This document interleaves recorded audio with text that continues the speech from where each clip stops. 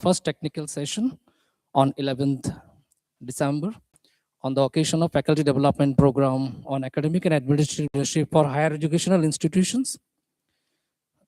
In this session, we are going to have a discussion on quality assurance and accreditation from the perspective of NAC.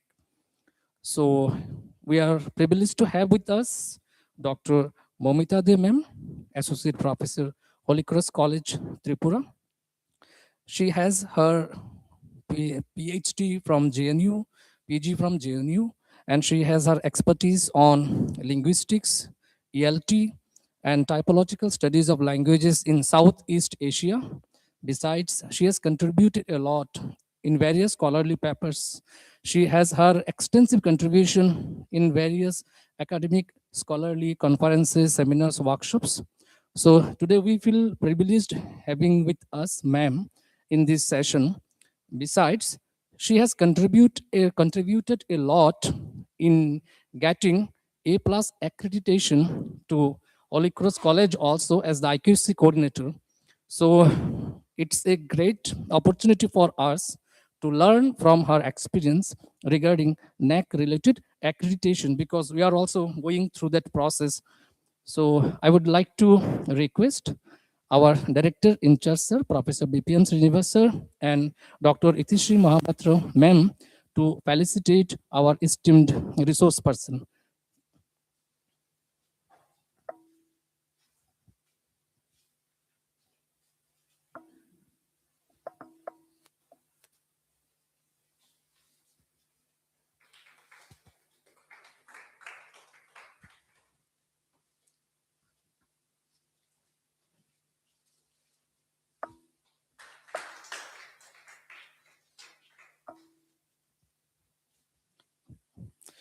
Thank you very much. Now, without delaying, we would like to start this session. So I would like to hand over the responsibility of this session to ma'am. Thank you, ma'am.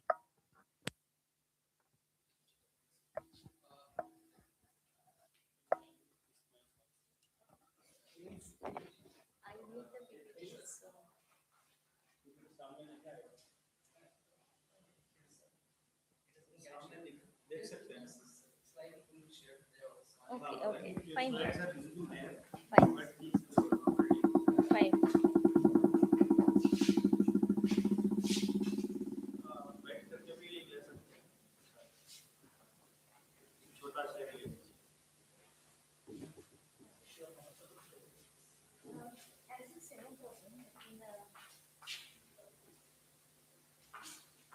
Is it right here or next to? Yeah, you Yes, can yes. change here. Yes, yes. This is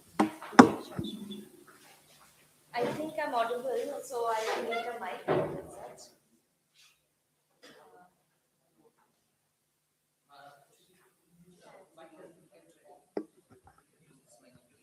Okay.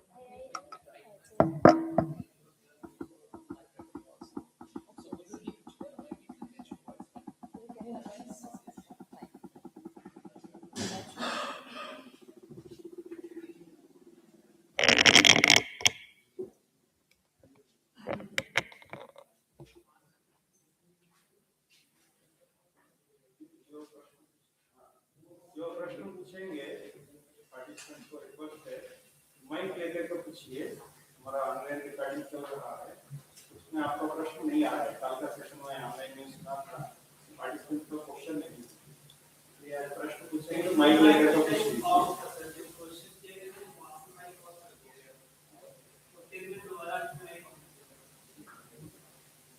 ठीक है madam Thank you so much, Sir Shuma Suman and Sir Dr. Srinivas, for the introduction.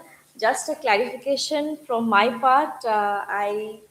When during the last snack cycle, I was not the IQSC coordinator. I was the academic coordinator. So as a team, we work together.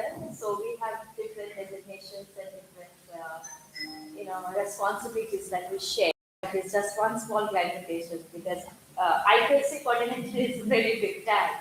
So I was the academic head then, the academic coordinator. So But yes, I would say it was a very, very enriching experience to work together as a team. Uh, we had two cycles of evaluation. In the first cycle, we were accredited with A, and in the second cycle, we had been fortunate enough to go a little higher beyond that. That was an A plus. Before I actually begin my presentation, I just want to clarify that the word nag, the moment we hear the word nag, it triggers some kind of a, I must say, a fear factor in our minds that they are coming to, scrutinize us, they are coming to evaluate us, they might criticize us. So all these words lead to that what we sensed. We also had that particular sense. There was a fear in all our hearts and minds, and we were scared. Oh my God, what's going to happen? But over the years that we had two cycles, the peer group members and the team sitting in Delhi, sitting wherever they are, evaluating, they don't compare, they don't scrutinize, or they don't criticize an existing institution. They help the existing institution to grow further. For example, this is a rural, or you can say a semi-urban setup where Sanskrit University and Polycross is also situated. This system or the facilities that we have in this particular locality is very, very different from the facilities that institutions located in the metros will be enjoying, or institutions located in the cities will be enjoying. So NAC does not compare institutions based on these parameters, but they compare the institution with regards to its own growth, self growth. So, what are the facilities that the institution is having? Based on that, how much the institution has grown or has the capability of growing and has utilized those capabilities in the given tenure of, say, 5 years. So it's a self-realization also in that way. So there's no need of an external fear that shakes the entire thing. Oh, they are coming. This needs to be prepared. That needs to be prepared. What we have experienced is it's a peer group. That is what we know. Peer group members, they come. So the word peer itself means they are one of us. They are one of us. They have come, they evaluate, they see, and they help us to move forward. So, one very important experience that we had is, at least in the last cycle, is they treat us as their equals. They treat us not as inferiors or superiors. They might be members coming from various dignified institutions. There are VCs and there are registrars. They have been on such posts for many, many years, but they help us to identify our strengths, our weaknesses. And that is what I mean when we say that it's a self growth that NAC enables as it's part of the assessment criteria. So when we talk about the assessment and the accreditation process, I would like to begin with something which, as members of academics, as academicians, all of us are aware of the role of education that we have today. Under NEP, the system is changing, and education today has become a primary need for the upcoming generation. In our times, I must say, having a plus two degree or having a graduation degree would have been sufficient. But these days, this is, not sufficient enough if you look at academics. even going beyond academics, even in the corporate sector, everybody and anybody has a graduation degree. But there are sectors, there are many pockets in India where education is still a far-fetched dream. So NAC helps and it assists the universities, colleges, all institutions to come forth and help the education system to grow wider. With that regards, I have used two words if you look at it helps in the development of a nation with regards to two factors. One is expansion of access, quantity. The number of institutions that come up is a must. Why? Population is increasing. So we need to accommodate as many candidates as possible within this particular system of education, especially when we say higher education. Why? If you look at universities, if you look at colleges, every good university will have a number restriction. Say we have 50 seats, we have 30 seats, but the number of candidates who are applying maybe 200, 2000, so on and so forth. So where would the others go? That means we are denying the right to education to the others, which NEP does not entertain, which NAC does not see to be a good prospect. So they want more and more institutions to come forth. But though we talk about quantity, the quantity should not be, sanctioned at the cost of quality. If you look at the Indian scenario, there are so many institutes that claim that they are, technical institutes. They award engineering degrees. But how many of them award quality education? That is a basic question. So here comes NAC's role as a guide, as an advisor to tell us what do we mean by the term quality. You cannot teach anything.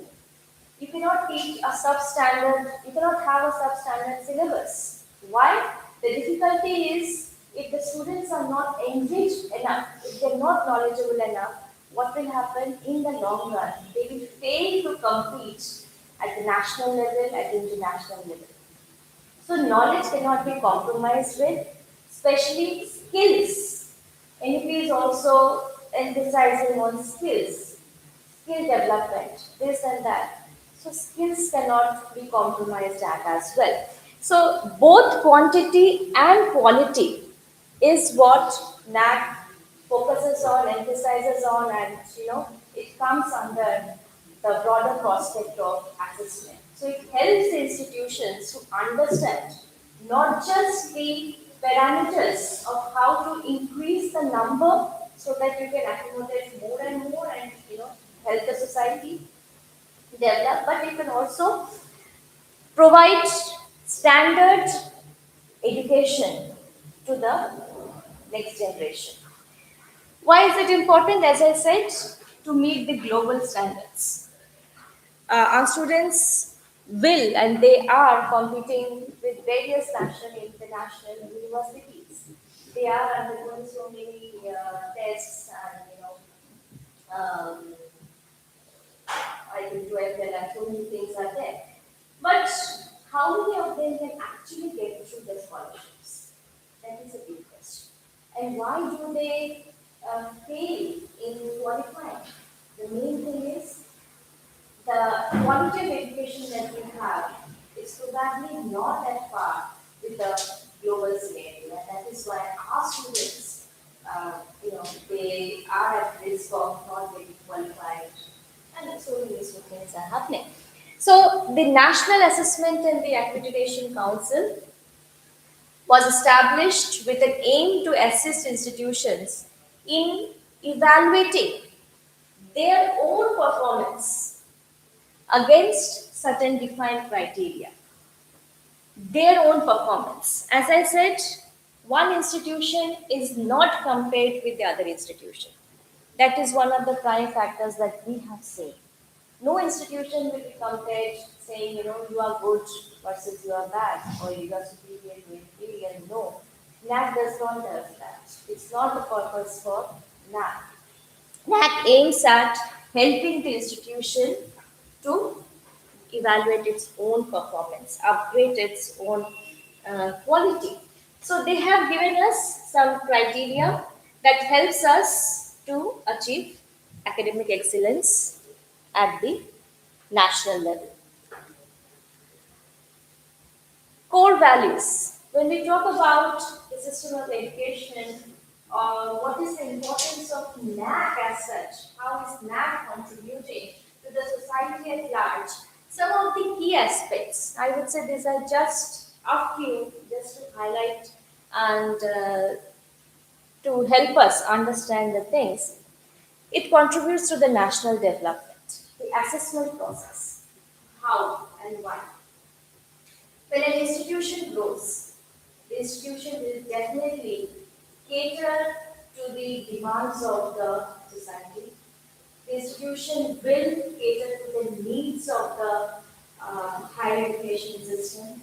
The institution will develop within itself.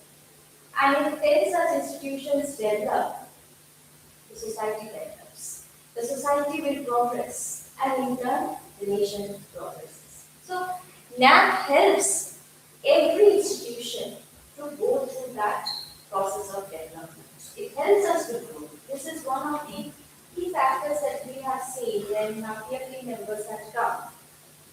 The first thing that they told us right in the first meeting was, we are not here to make you feel inferior. We are one of you. And one of them was, if I remember it correctly, was an ex-vice chancellor of a university.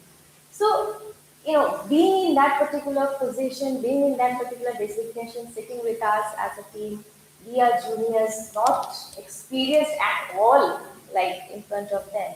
And they made us feel so comfortable. So it was very easy for us to share our ideas. And they had also shared many of their ideas with regards to various different criteria, mode, so and so forth. So their main intention is to go for the national development, and that is not possible if we don't have development right from the grassroots level. Every institution needs to develop.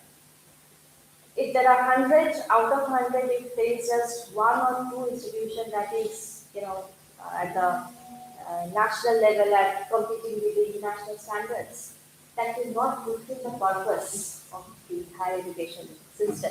Every institution has to contribute together to reach to that particular level of national development.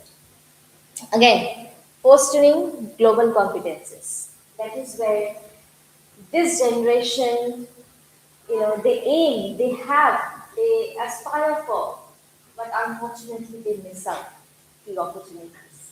Um, there are students from our college also who have been, every year they sit for these examinations so that they can go abroad.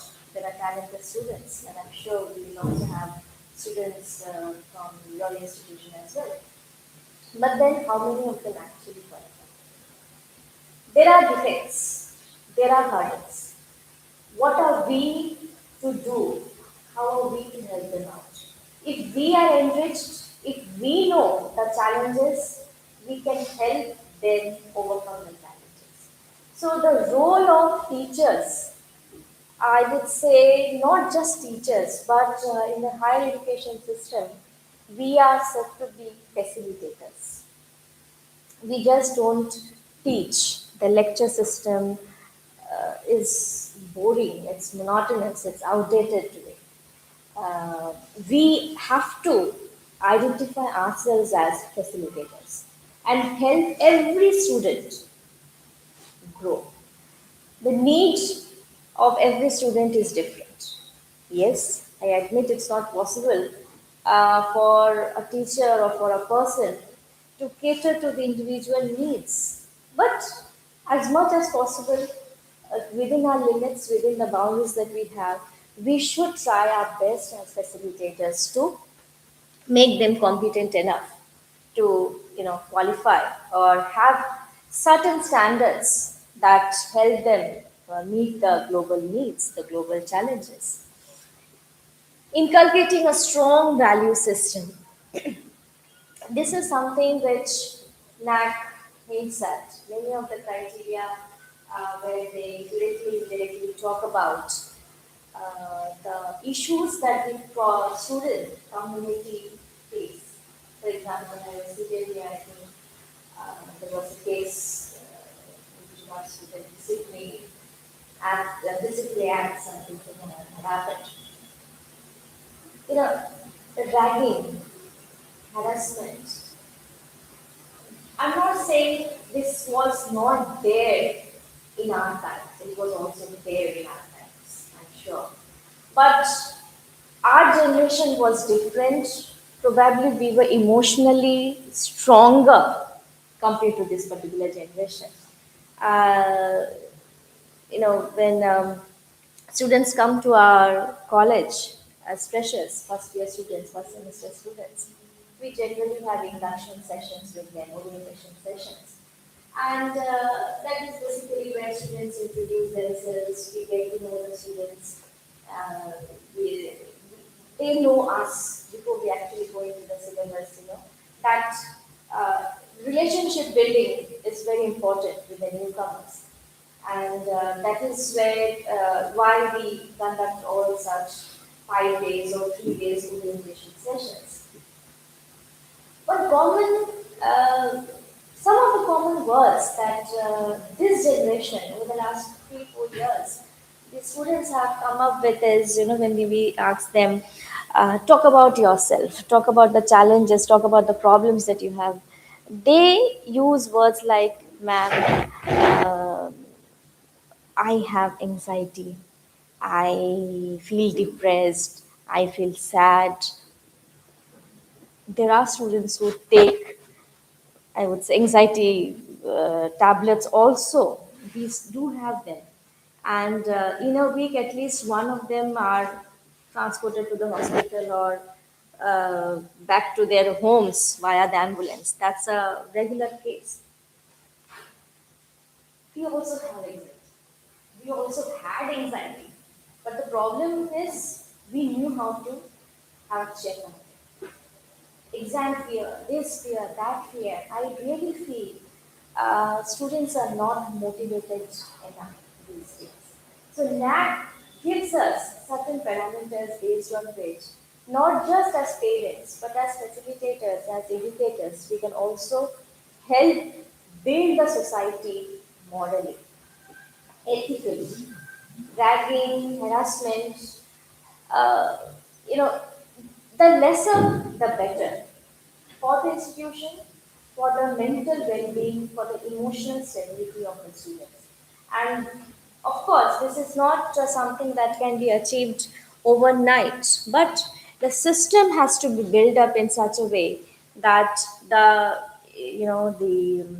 senior students, they set an example for the juniors. They should also take turns, and so comes the role of the student council. I'm sure many of the institutions will have student council, their team, they will be class representatives. So they have to be nurtured and built in such a way so that it goes on, it passes on from one batch to the other. So having values within the institution, monitoring that these things are checked, are limited, is also what NAC believes in doing. Technology, thanks to COVID, I would say many of us have been automatically trained um, in many of these things. If I talk about my own experience, prior to COVID, I think I could only make PPTs, and I had email access to my email. Even I did not know what is driving. So these days, the scenario has changed. Technology to be used at large. Why? Because that is the need of the generation. We cannot come to the class, have lecture, and go out. That was the age-old tradition, and we are part of that particular tradition. But today, the same thing that we will teach in the class, students have access to the same lecture on videos, right? They'll just play two, three videos, they'll get the information, the notes. So why come to the classrooms? That is also what NAC questions us. Interaction with the students.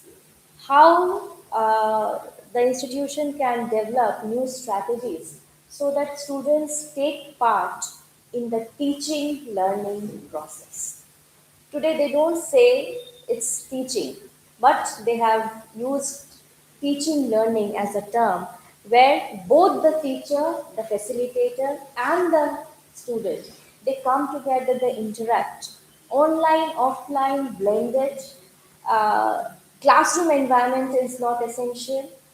They can go anywhere outside the classroom, have different strategies and techniques, and make use of.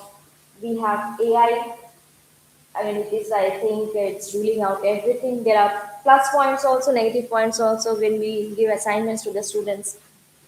They simply copy paste from chat GPTs and others. But yes, that again, too much of a dependency is again to be curtailed down. We cannot allow our students. So, as facilitators and as academicians, we need to build up strategies within the institution, keeping in mind the various factors and the limitations that the institution has. But we need to see how the modern technologies can be involved, and NAC has a huge percentage of weightage reserved for these new kind of technical usages. And the final motto, we should look for excellence. Excellence, once again, not comparing my own institution with some other institution, but look for excellence within the self. It's a self promoting assessment. And here I would like to pinpoint that it's not just that the institution will grow by itself. It's not possible. The role of faculty, the role of staff becomes primary when we say excellence. Students are not matured. We have to nurture them, we have to pursue them, we have to be their guardians. But we are matured. How are we going to contribute to this so called excellences? By our personal development with research, with building relationships within the teaching community, building relationships with the students, having a cordial, friendly environment. Uh, Definitely, teaching methods are a part of it, but as teachers, as academicians, we need to play a major role. If we grow, the institution will grow. If we understand and recognize our capabilities, I'm sure we can contribute to the institution's growth, and hence that will be kind of a self realization, promotion. It benefits both. It benefits the institution, also it benefits the person, the researcher as well. Benefits of accreditation for institutions. It boosts institutions' performance. It facilitates continuous improvement. You know, in the documentation process, when the evaluation sheet comes, they ask the institution to talk about the strengths, weaknesses. That is what we say is the SWOT. This becomes important again, I would say, because as an institution, if we reflect and if we think, what are our strengths, keeping in mind the limitations, keeping in mind the challenges, we can improve and work on the weaknesses. Weaknesses and strengths go hand in hand. Similarly, challenges and opportunities, they go hand in hand. A particular weakness today could be converted into a strength tomorrow. And who will do that? Not the building, not the students. But we need to think how to convert a particular weakness into an opportunity within the next few years. That's our job as academicians and facilitators. So, definitely, one of the benefits is the growth of the institution, the self growth, and it creates and it opens up various opportunities if we think closely and if we work as a team. That becomes very crucial. When the institution progresses, what happens? The reputation of the institution grows. A through A plus, A plus to A plus plus. Student come out with excellent results. That is also part of the promotion. You see so many institutions coming up, building up, and they, I must say, they go with posters and hoardings. The reason is to attract students. But if your institution is already reputed, you will not go behind, doing all these things. So that will be taken care of once the institution develops and it has its own reputation. Once again, faculty plays a significant, a very, very significant role in contributing. Um, Student recruitment, nevertheless, is also carried out. A reputed institution gets the cream of the society. Unfortunately, that is not what the scenario exists in Tripura. The cream of the society goes out of the state. They go over to the metros. What we get, I'm sure you all will also agree, we get the average or the below average. So it becomes challenging on our part to nurture the average and to use them and make them efficient enough.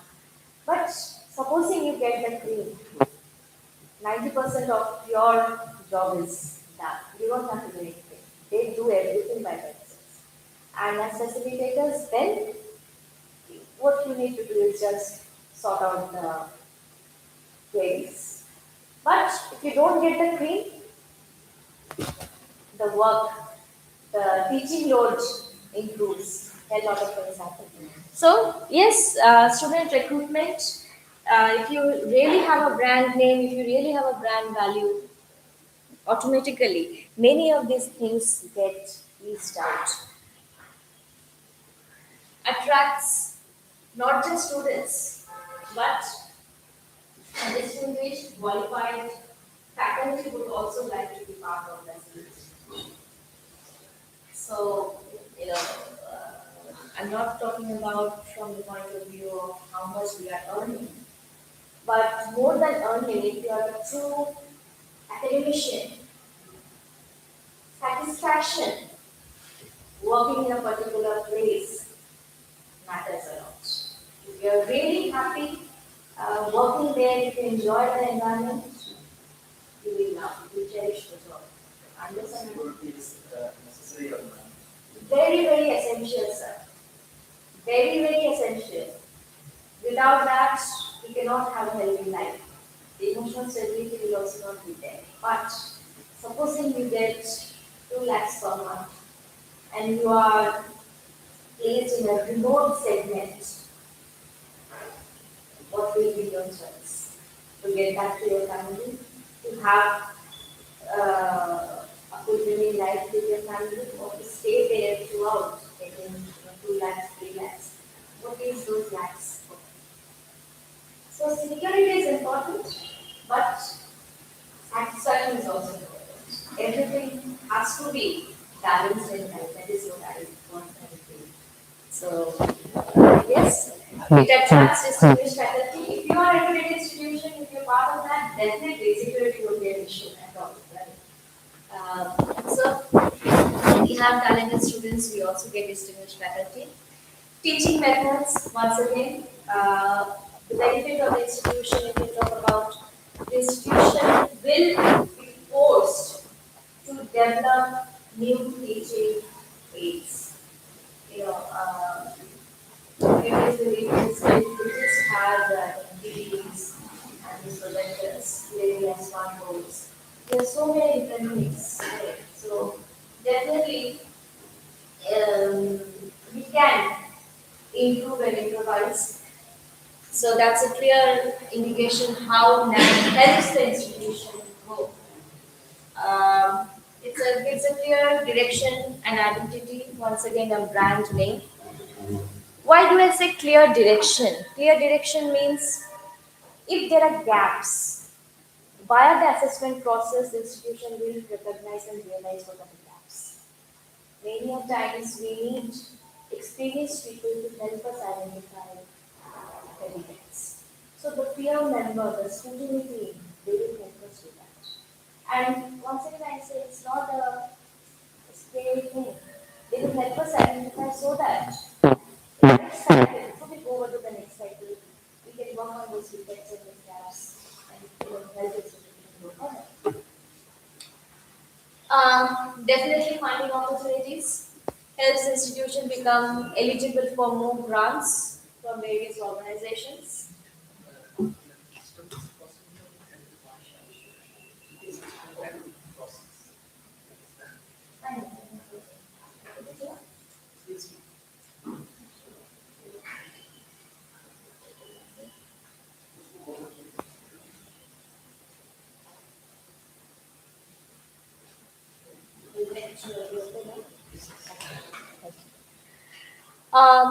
So funding opportunities definitely reputed institutions attract investors also from across various sectors.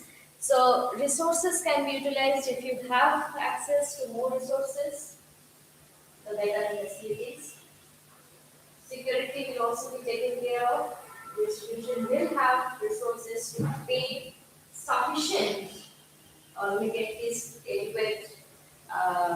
adequately to the faculty. It will lead to the development of the infrastructure. Collaborations, we have MOUs signed.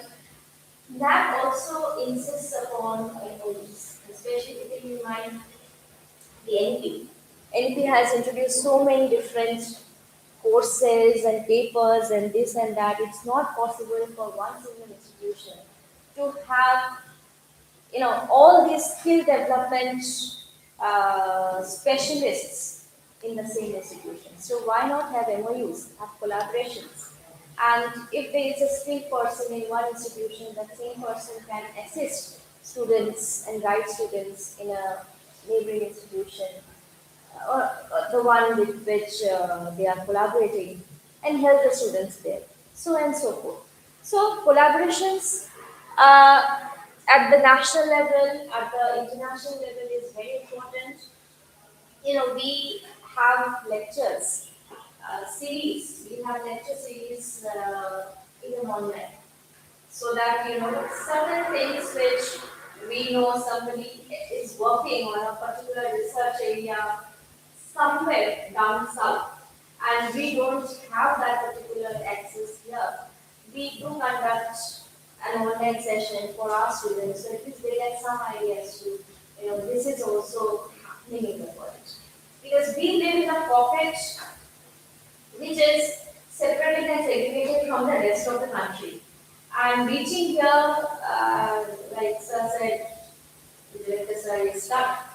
Reaching here, coming all over to the non-Christian sector, or for us to travel costs a lot.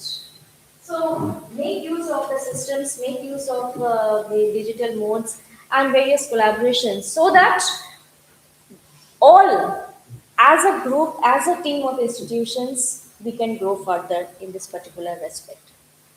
Talking about the students, definitely students benefit because they have an assurance that they are part of a reputed institution. They prefer that. So it ensures quality education, and parents are also happy sending because they have a security in that particular aspect. Employability. I would say this is the need of the generation. There are so many engineering colleges coming up. At least that is what is happening in West Bengal. It has not really come up.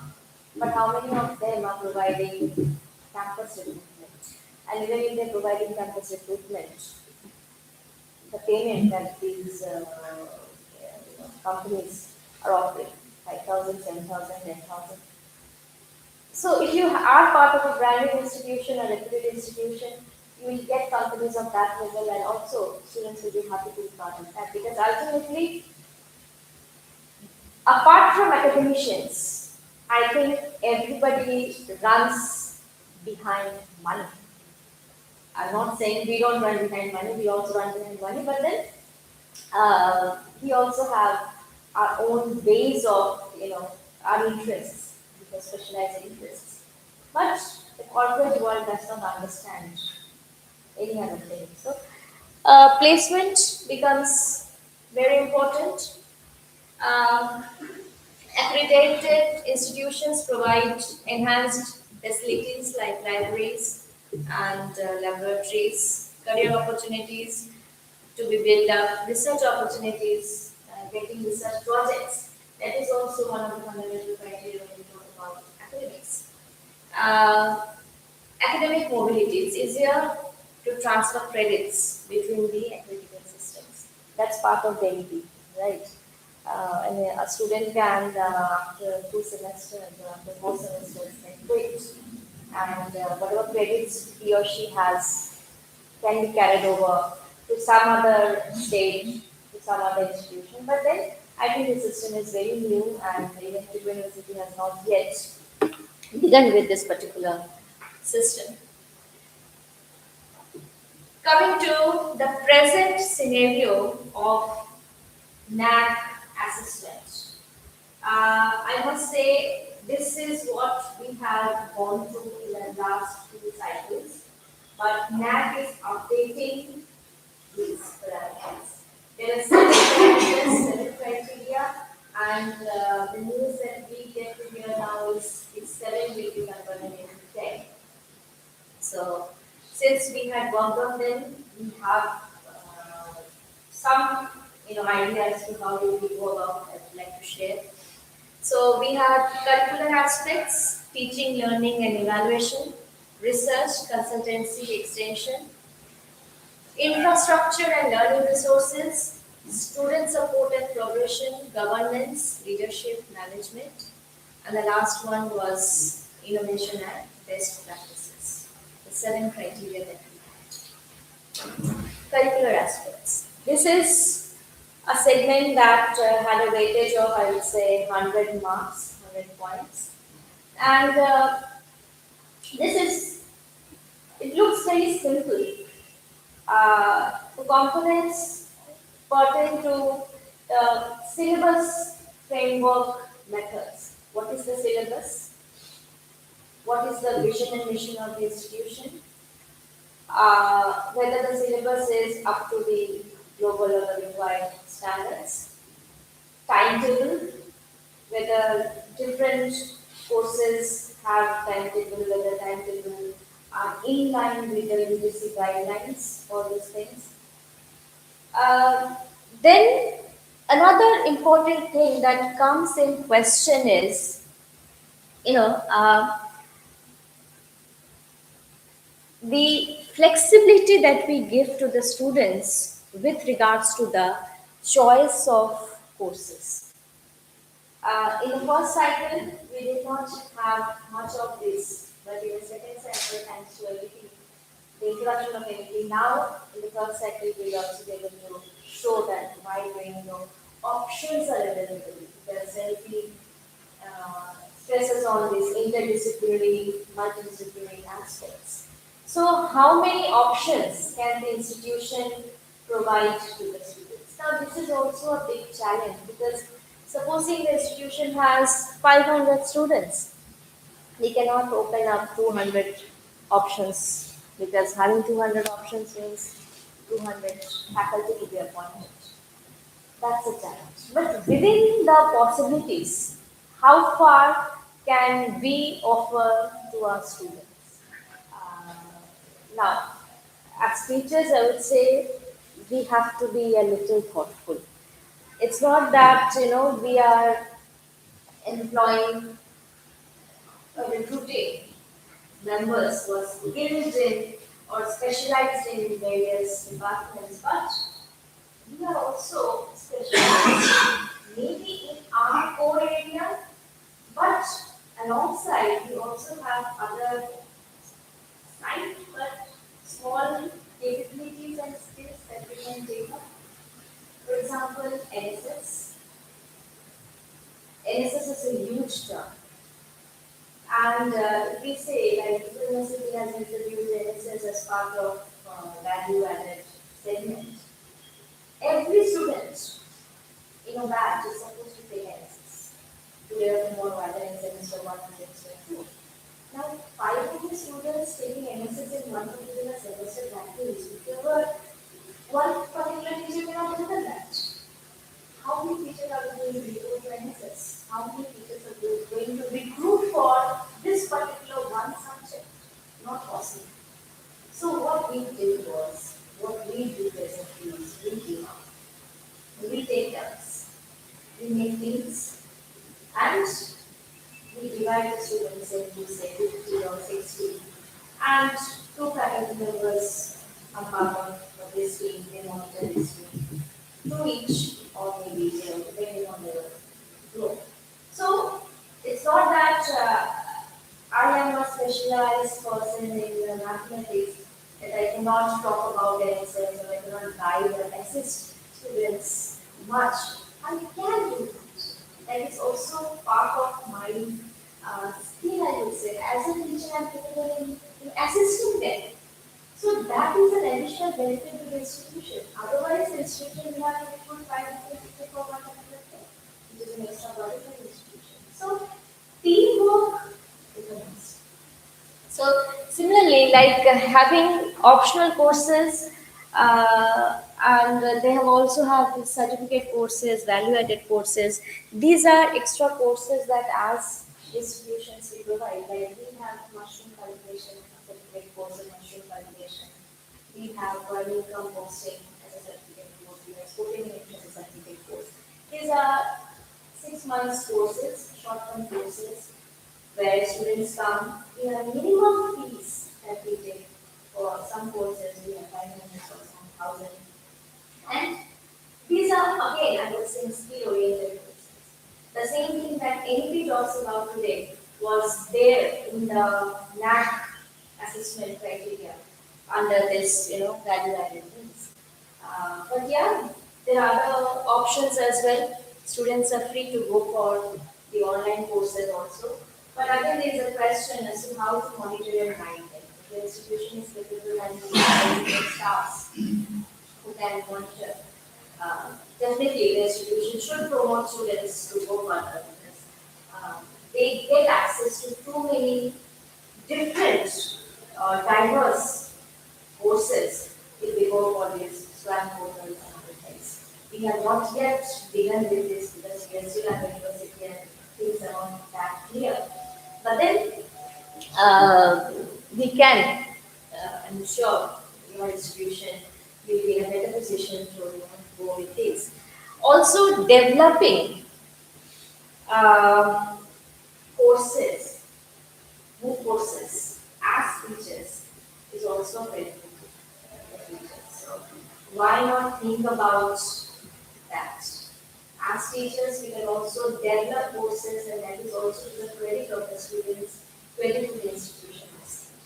But yeah, talking from the point of view of syllabus, the syllabus, the autonomous colleges, I think, and the universities, they have the freedom to design their own syllabus, but that should be up to date.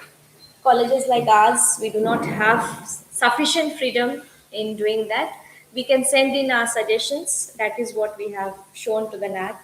So we had some benefits with regards to this, but then we are still under, the university, so we need to follow their curriculum.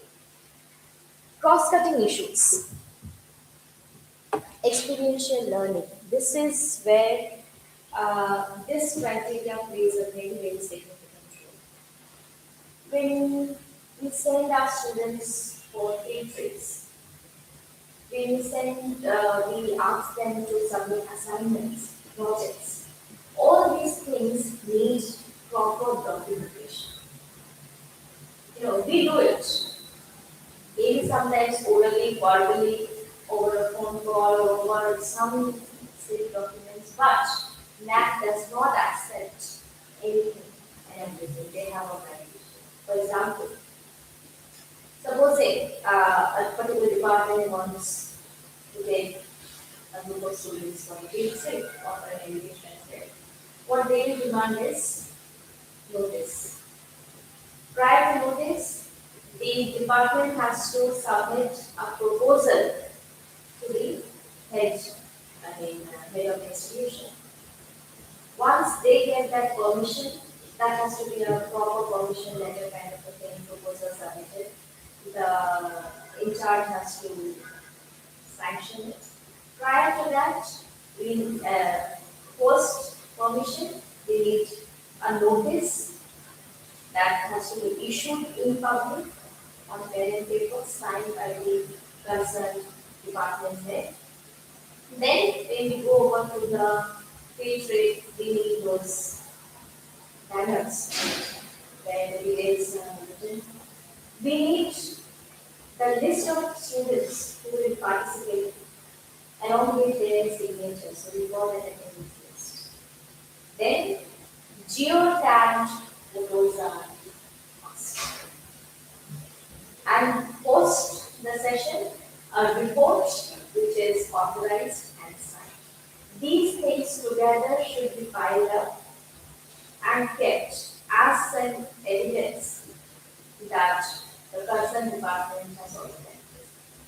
This is required for organizing field trips. This is also required for organizing any such small or big event on campus.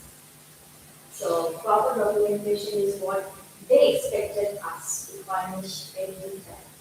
And during the cross verification, and that also has norms like certain things have to be on the letterhead, certain things needed signature as well as a stamp and a date. Uh, Many a times, the date does not match with the date given in the other case. So all these things were verified thoroughly, and some of them were said that so we have to read things, we have to satisfy them. So this is where every department has to monitor and do it on an individual basis.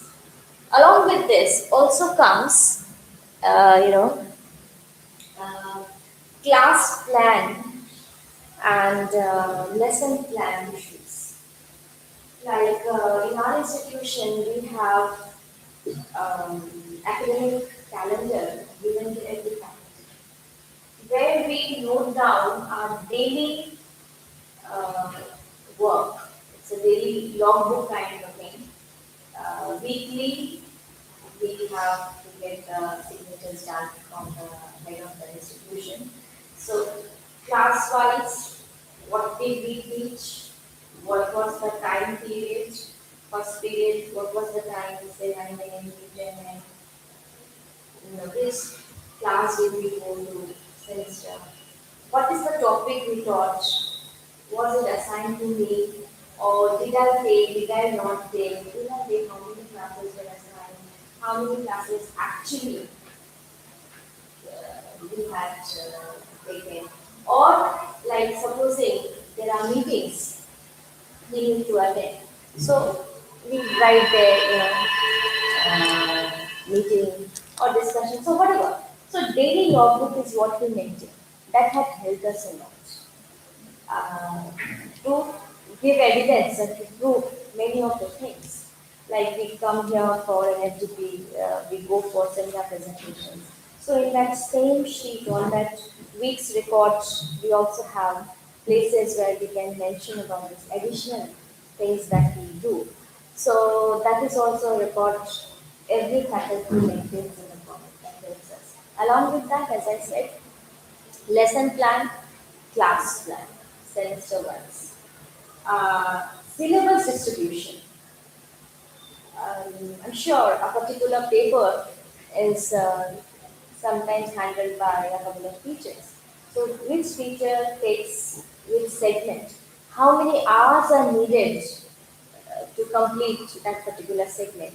All these things we are what we prepare and keep very in advance in the form of documentation, and they have to be signed and sealed by either the HUD or the concerned head, whichever is in charge, and we keep them as our individual records. Similarly, supposing we have projects, uh, one of the important things with regards to project was, like keeping a certificate. It is similar to um, when we do dissertation works, research, we have a certificate saying this is an original work of this and that. So similar kind of a format they demanded from us. So we had now we have developed common format that we use for both PG and PG. So every project when students submit, right, the first page before the content is the certificate page. Then the name of the student and all the other details are published. Is also signed and kept as evidence that students have undertaken project under the mentorship of the students. So all these things we have been slowly evolving. Gradually, we have come to this particular level today, and that is what we do at present. So, with regards to, because that is how we, uh, lead to various, we go beyond enriching the syllabus. We already have the syllabus. What this particular sub criteria aims to do is we go beyond the syllabus. How are we going to assist the students keeping the syllabus in mind, going beyond it? Okay, so we might have various, you know, programs related to many other topics, environment, gender, this and that. But for everything that we do, we need proper documentation, and that is what they require for. Feedback. One of the most crucial segments under criteria one was to get feedback from stakeholders. Here they have mentioned four different categories. This is a feedback system on syllabus. Now, once again, we being a college that is affiliated under a university, we do not have the system of modifying the syllabus. We cannot. At max, we could send, and that is what we do, we send our suggestions via the proper channel to the university so that they are being on the prospects.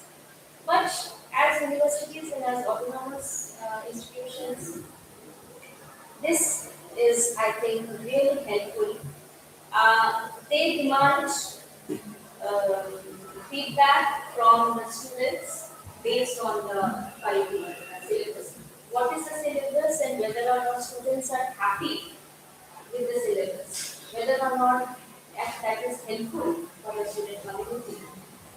So the needs are changing, and so students, their expressions, their thoughts also play a very suitable role. Though I don't say that out of 100 students, every student will give a good feedback or a genuine feedback, but there are students who really think they go through the key points and they provide that solution.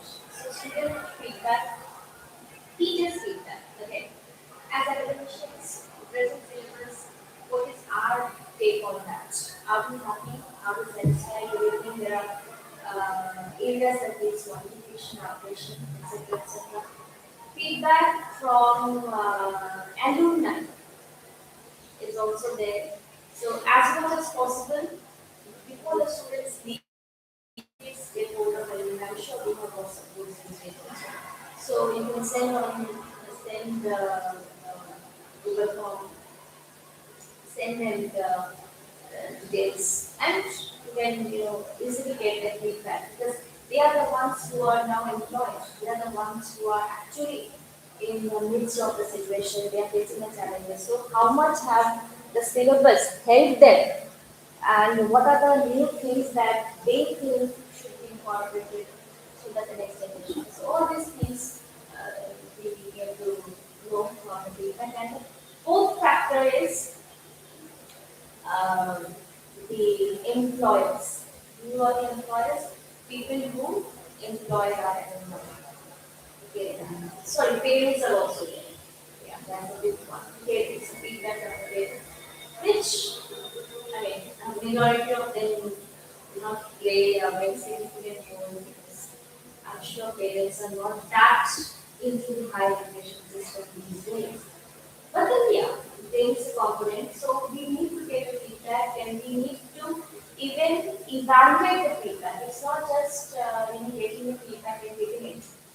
The other part under this feedback system is evaluate the feedback.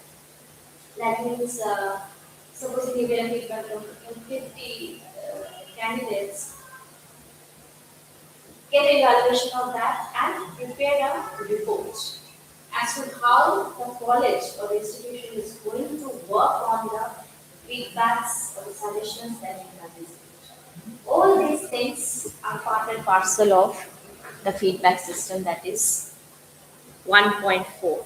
Okay, so it looks like it's just a very short segment. It just has 100 points, but the documentation for this particular segment is the bulkiest.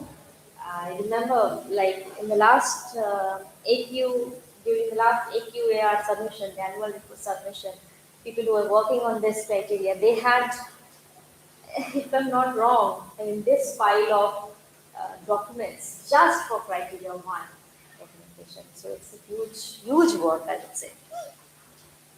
Teaching, learning, and evaluation. It focuses on our institutions' effectiveness in delivering education and assessing the students' performance.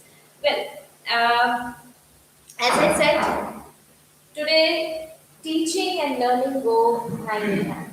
We cannot say that we are just teachers. We do learn a lot from the students as well, and that is what we need to acknowledge also. So there are various means.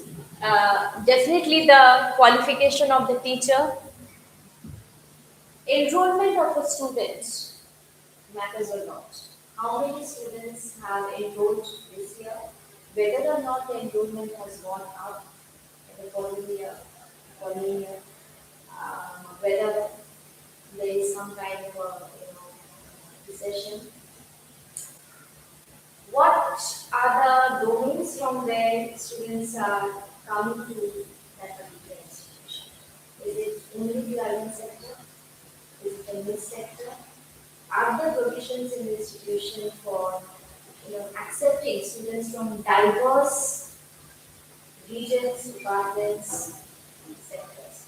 So all these things are also there to show whether or not the institution has that capacity to attract and accept the range, the diversity.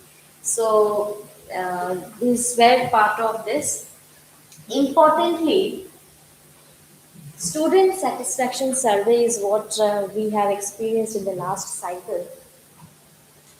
Uh, they asked us to collect the email IDs of the students, and we sent them the email IDs, and randomly they had selected, I cannot say how, but randomly they have selected maybe a good number of email IDs, and they have sent a survey form to those email IDs, and they are given a timeline, maybe weeks time, and they expected students to respond to those surveys. That is directly sent by them and it goes directly to them. We have no role play. in that and we don't even know. The challenge that we have here is our students always don't access their email IDs. Now, supposing they give a time frame of 7 days or 5 days, within which the student has not seen the email ID, not checked the email ID, will not understand what is there, they will ignore it. So, if NAB does not get sufficient number of responses, again it's negative for the institution that the institution has not educated students enough to respond to such things. So that was again a big challenge for us. So every now and then, because we did not know who would be receiving the email, who would be receiving what. So we had constantly been, asking them, requesting them to constantly check because it had so happened that this month some students had received, next week some students had received. So that was spread out. So that was what we had to, monitor, and we kept on requesting the students, please keep on checking because depending on the feedback that the students will send to NAC, it carries a major weightage. This is, 350 marks out of 1,000. 350 points are on criteria 2. It's a huge, huge criteria. There are many, many things with regards to enrollment also. I go into the details and I'm not finish off. Uh, Student enrollment also plays a major role, like reservations, whether or not they are following percentages that is laid down, whether or not there is justice done. So all kind of details have to be furnished in the proper format. And you will be surprised that the same kind of information that we are furnishing maybe in one criteria, a similar kind of information will be required for a different criteria. And then if the data doesn't match, then there's a problem. So we needed to work hand in hand. And it's not a job that can be done by one person or two people or 10 people. So as a team, every one of us, including principal, vice principal, everybody, we have been part of the team and we work together to get things done. So student satisfaction survey, uh, whenever that is there, please give extra emphasis on that so that depending on what the students respond and how the students respond, the institution is evaluated by them. Okay, so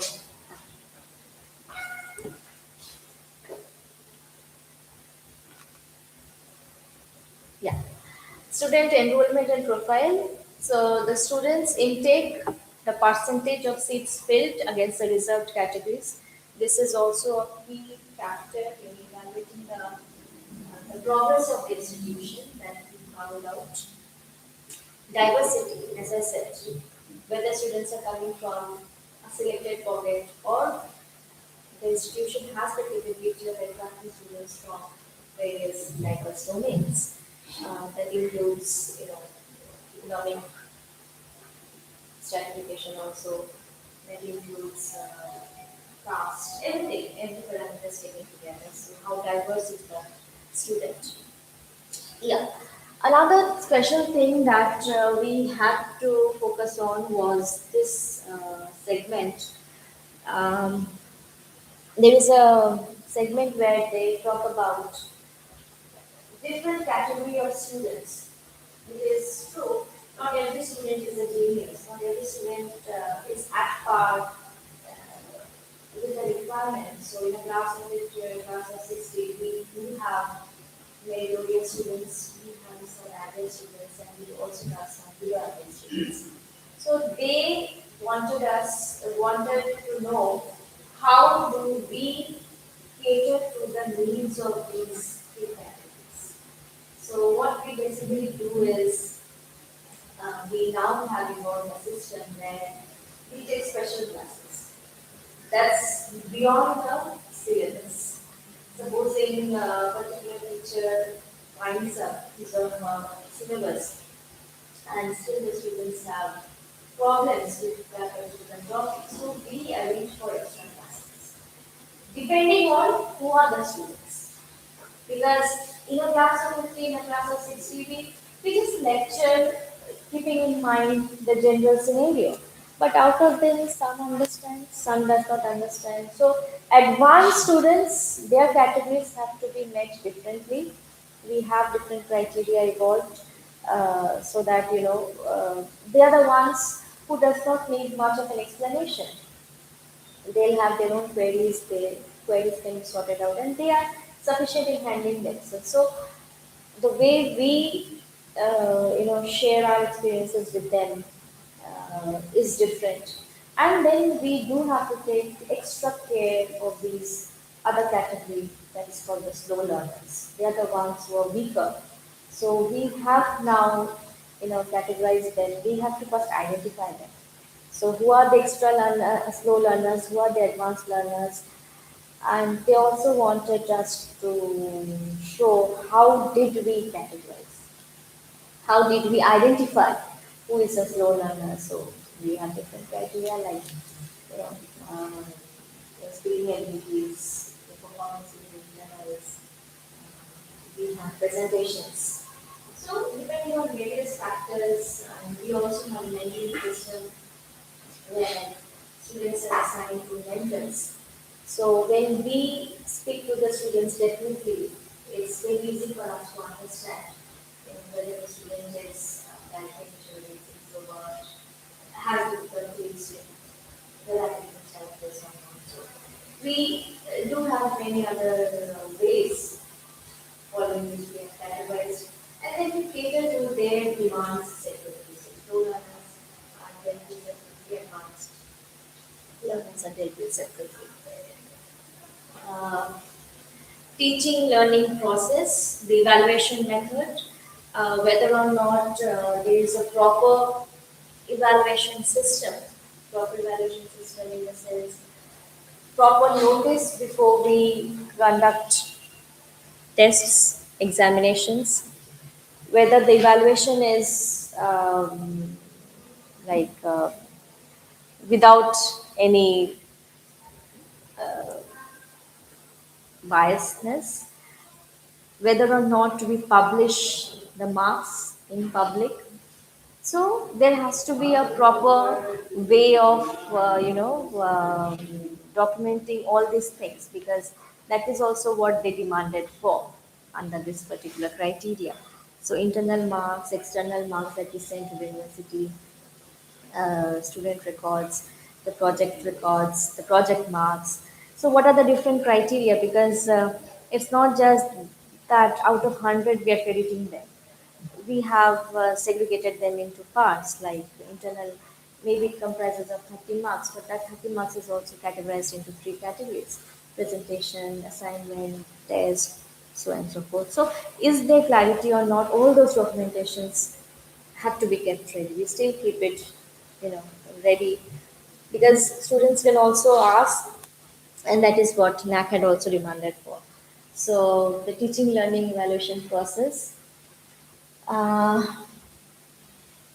the qualification and experience of the teachers, how many of them are full-time teachers, how many of them have doctoral degrees, uh, research, all these help in making extra marks.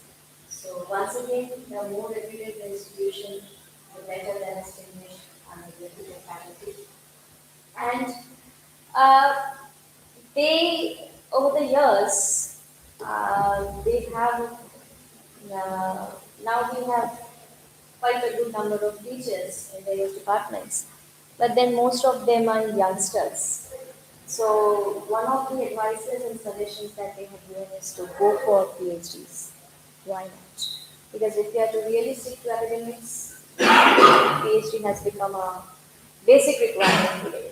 So research, unless and until we carry forth with research, we don't do justice to academics. So they had advised even the young faculty members to go for research, and now many of them are slowly enrolling themselves in various universities and getting hold of that. So that also matters. How many teachers are full time? How many teachers are contractual?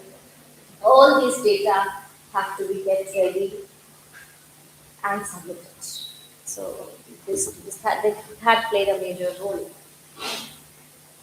Transparency in the evaluation system, I've already addressed this. Student performance and learning outcomes. Analyzes the attainment of programs and course outcomes as the overall pass percentage of students. Yes. During the departmental presentations, one of the key factors that they looked for was the development of the department. Definitely, development of the institution was a question, but development of the individual department was also, asked for. So, over the last 5 years, what is the scenario? How many students had enrolled? How many students graduated? How many students failed? What was the pass percentage? So, that entire scenario had to be presented. So, well, we were blessed because we had that progressive thing, but then, yeah, that also matters. If the number of enrollment declines, if the number of pass percentage declines, maybe it's placement also. That is also a crucial factor. Placement, then how many alumni? I'll come to that. There's another criteria for that. Alumni, not just placements, alumni, those who have passed out, how many of them are at present working? That record also we have to maintain every year. So thanks to WhatsApp, I would say once again, the digital communication, we have their numbers, we ask them to send their ID cards, wherever they are working, posted, and we get the information about where are they. So how many of them are placed, how many of them are in the job. So there are too many details. That's why it's not very easy for one member of two people to come for this. So the data has been collected over 5 years. So recording the data, documenting the data is also a big challenge. Okay, so the pass percentage, that was one of the crucial factors. Yeah, student satisfaction survey, that is what matters. That this is the end of criteria 2. So I think 2.7 is what student satisfaction survey had. So getting sufficient responses, the more the responses from the students, the better it is for the institution. Criteria 3 is on research. This is a criteria where students have completely much role to play. It is exclusively for the teachers. The more research papers, the more research projects, the more funds the institution collects. Publications, awards, also like now they have removed this UGC care list thing, right? It is removed. Then we have those things, so scopus and whatever. So the better the rate of publication, the better the factors, impact factors, and all those things, the better the marking. Then extension activities like outreach programs. This also plays a very significant role because this is also in addition to what we teach in the syllabus. We teach them theory.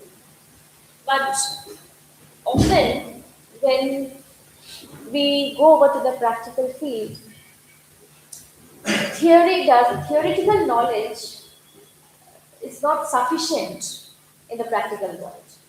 So this is one area that motivates, triggers, I would say, forces the institution to look beyond and see whether or not the institution is capable in igniting responsibilities in the student community.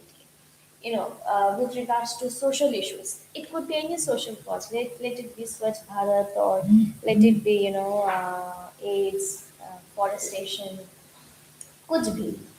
But to take responsibilities, go beyond the syllabus, and you see your students helping the community. So, how many programs can they organize as an institution? Definitely under the leadership of the faculty members. So, we do get a good point here. But once again, I would say all documentation has to be properly maintained. Supposing we miss out one thing, then the entire thing will get cancelled. Another thing that we had learned was uh, we celebrate days, like we celebrate Republic Days, we celebrate Independence Day. So many days are celebrated. They had an objection with regards to uh, celebration. They did not give us points, if I remember correctly. When we said, we have observed, supposing ethnic day, they said, what is the day? What did you actually do on that day? That has to be highlighted. For example, there can be a special lecture. So the banner should have, special lecture on, say, the rights of women, organized as part of so and so day. That was accepted. But if the banner, the main heading said like observing or celebrating Women's Day, that was not accepted. So celebrate the day, but with a purpose. So we cannot just have anything and everything as the heading. The way we put the banner, the way we choose the title, that is also something we need to keep in mind. So these are also part of our learning experiences over the years we have learned. So extension activities, as many extension activities as possible, and the number of students, the more number of students who are, you know, able to go for the extension activities, the better. Uh, well, collaborations, I'm not going into all these things. Research ethics, yes, as academicians, we are very much aware of the ethics and the norms, and we need to stick to that. We need not go into that. Okay. Yeah, yeah. Okay. Component 4, infrastructure and learning. Uh, Again, not much from the side of the students, not much role from the side of the faculty, but it's the administration who needs to take care of the facilities that are provided. The more the fund, the more the facilities. That is all I can say. Journals, e-books. They asked for this library automation thing, which we have at present, and few of the institutions also have it. So the better the facilities given to the students, Wi-Fi and all these systems, access to various paid journals, maintenance of the campus, student computer ratio, that was another question because we did not have, that's not possible. There are so many students, how many computers and how many desks could be there. But then, yeah, we are learning, since ours is a self-financed institution, whatever is possible, whatever is given, trying our best to do that. But yes, it has, it takes care. I would say this is a criteria that motivates the administration to go beyond. Let it be a playground, let it be a lab. If we do not have proper facilities, then again, students will not be in a position to get the required knowledge. So everything is part and parcel of academics. So a healthier way is to say that if you lack here, please look forth how you can, fulfill this particular gap from the point of view of the administration.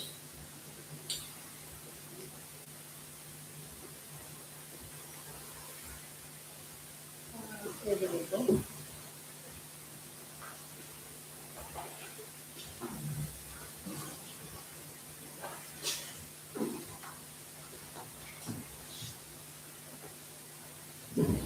Sir, Lawrence.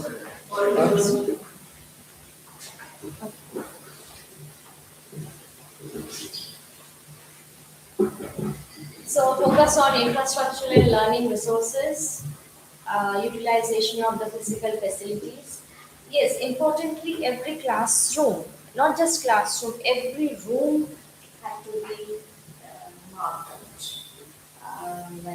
We have so many programs, so many courses. Course wise, which room is allotted to which program exclusively, not that's not possible always, but then, yeah, on documentation, things have to be mentioned. Numbering of, chairs, benches, tables, everything was part of this particular criteria. Even buckets, dustbins, we have to number everything. Number of trees on campus, every small and big thing, like fans, ACs, everything had to be numbered and we had to put it on record. Which room has what, the layout of the college and all these things, the particular things were part of this thing. Um, ICT enabled system, definitely.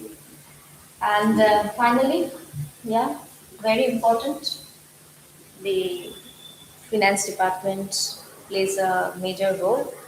And I must say, they are very, very strict with regards to the scrutiny part.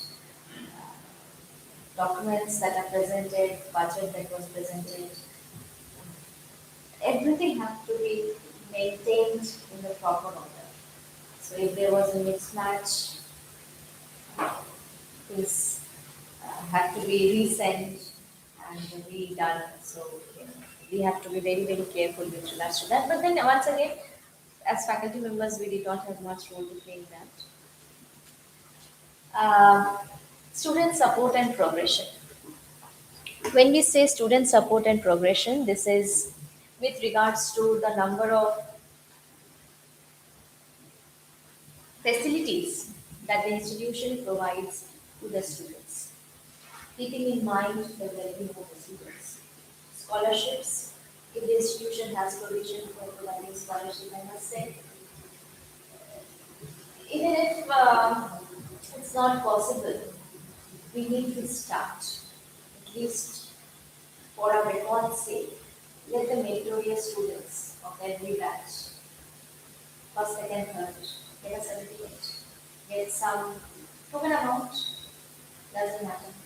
But we have it on record, meritorious students again. Based on percentage of attendance. Attendance is now very, very important under NUP. People scoring 95 to 100%.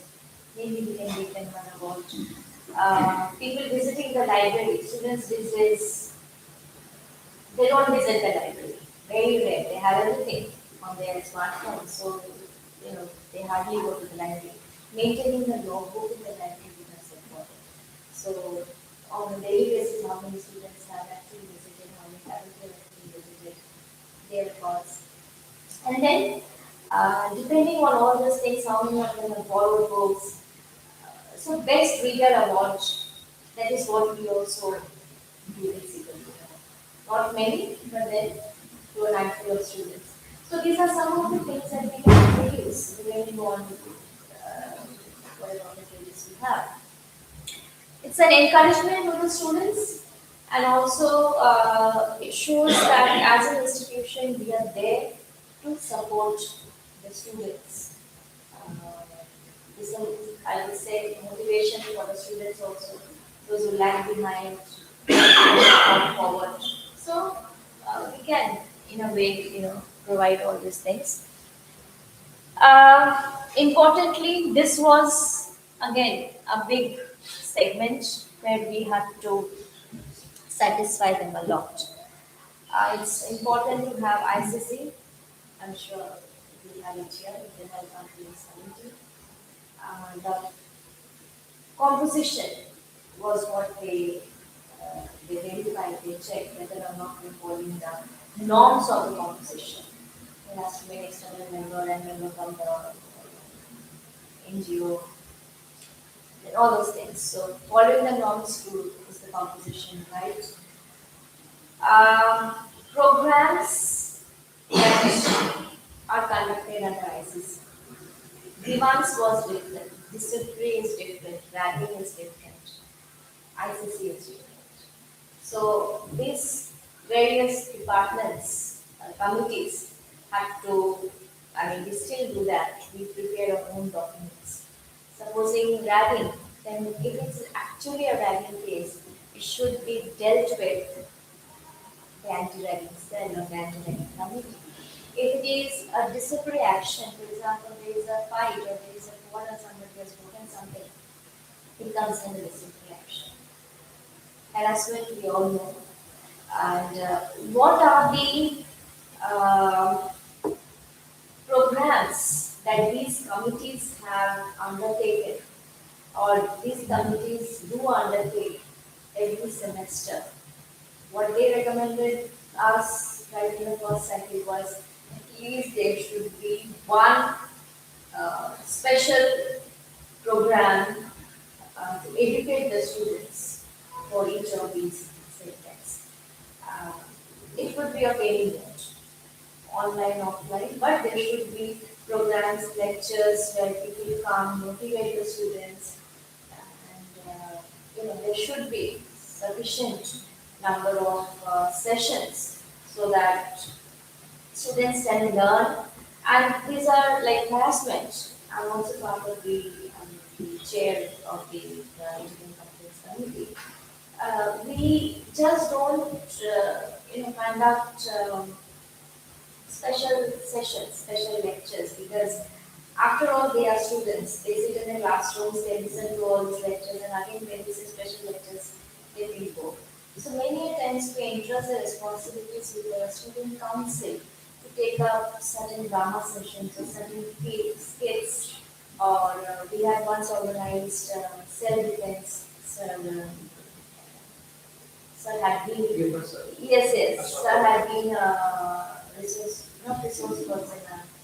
Yoga was also there. Self-defense programs are also conducted. So, as many things as possible we try to do so that we have students being motivated. And exclusively, they said this is not for one gender. This is for everyone. Uniformity should be there because it does not just cater to the needs of the girls. It caters to the needs of the entire society. So men, boys, they also need proper education with regards to all these issues. So during the first cycle, they have given these suggestions. So we have been, incorporating all these things. We have different committees and proper documentation, even annual reports. How many cases have been registered? How many special committees have been formed? How many cases are still pending? So annual reports are published. The cell phone numbers are there on the campus for the responsible leaders. They're also there on the websites. We conduct orientation sessions to tell the students, like as part of the class lectures only. Sometimes when the syllabus is over, or students feel bored towards the end of the day. So instead of teaching them, we talk about all these processes so that they know who are people who can be approached. Because many a times what we have seen is when a harassment case takes, it does not take place in the main building. It takes place when students are seated in groups, and owing to various reasons, the victim, she is not able to come to the forefront or address it. And maybe they are shy, whatever. There could be various factors out of shame, guilt.